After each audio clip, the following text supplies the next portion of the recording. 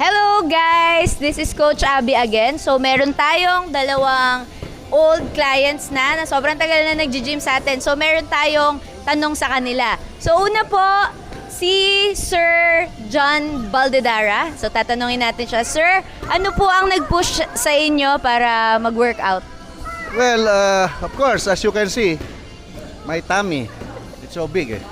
And seriously, siyempre, good health equals good life. Para lang yung happy wife, happy life. Yes.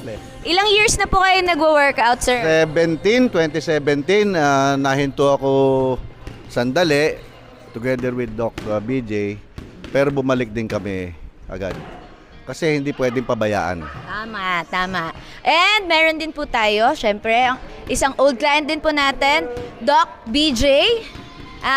Yun din po, same question, ano pong nag-push sa inyo para mag-workout? Siyempre, apart from wanting to look good and confident about myself, siyempre, by profession, you have to preach what you have to teach what you preach. So, kapag ka nagpo-promote ka ng good health, kailangan ikaw mismo maging example ka ng gusto mong makita sa mga pasyente mo. So, siyempre, strength training, endurance. So, para mas madami kang nagagawa, mas naglalast ka throughout the day.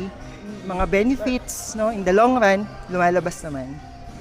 Very well said. And ilang years na po kayo nag-workout, Doc? I've been going here since 2019 with Uncle John. Yes.